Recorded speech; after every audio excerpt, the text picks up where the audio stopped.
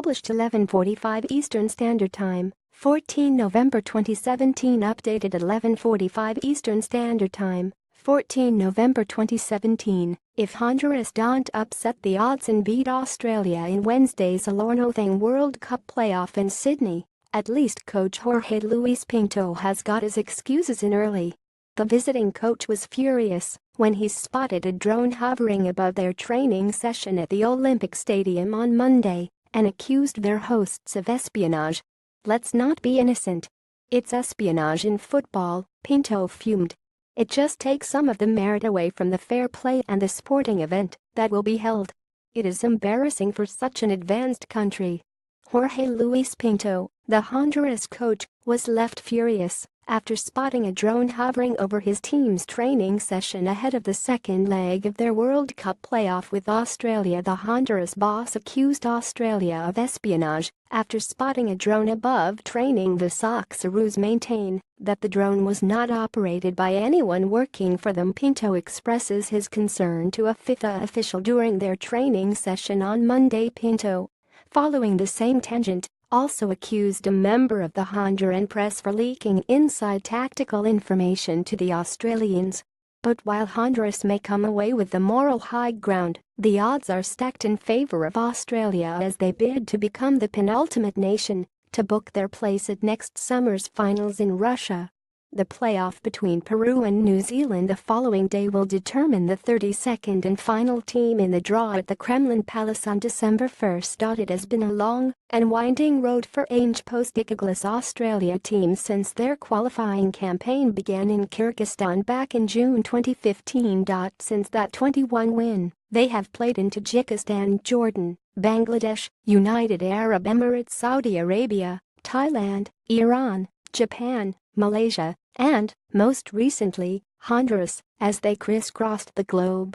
Australia's veteran striker Tim Cahill scored the crucial goal against Syria in the last round. Socceroos boss Postecoglou watches on as his side train ahead of their second leg playoff. Cahill's centre leads the Australian squad in training ahead of playoff tie with Honduras. The tie is poised at 0-0 after Australia failed to capitalise on their first leg dominance in the home fixtures, and they will have played 22 matches in total, but the end is in sight. Just one goal could be enough to earn qualification for a fourth successive World Cup. The decision to swap the 200 wins in the Oceania qualifying phase for the bigger footballing and logistical challenge of the Asia region has done wonders for football down under. While the sport still lags behind rugby and Aussie rules in the nation's hearts, it is at least now making ground.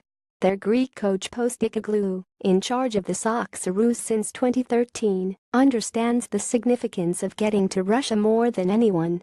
"It doesn't mean that not qualifying means that the game somehow ceases to exist. It's more about our continued growth," he said.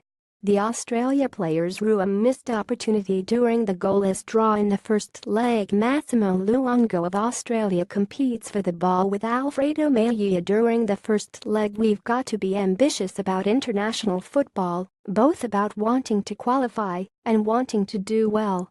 Those things can't happen if you don't get the job done." This has been the longest qualifying campaign that any nation has played, both in terms of the amount of games and kilometers traveled. You don't want all of that to be wasted. It's now even certain that Postecoglou will be in charge in Russia next year, but one man determined to be there is Australia's 37-year-old veteran striker Tim Cahill. The man who scored the extra-time winner to overcome Syria in the Asian playoff round last month has shrugged off an ankle injury to make the second leg. Having been to the 2006, 2010 and 2014 World Cups, the former Millwall and Everton man will certainly feel he has another in him. Brian Bichels of Honduras comes under pressure from Jackson Irvine during the first game. Honduras remonstrate after a decision goes against them during Friday's match. Honduras, meanwhile, are hoping for the crucial away goal that will take them to their third consecutive World Cup finals and fourth overall. They finished fourth in the North American qualifying group, but that was enough to eliminate the United States. Honduras were second best in the first leg in San Pedro Sula last Friday, and their passionate fans, who filled the stadium 90 minutes before kickoff, couldn't inspire them to an advantage.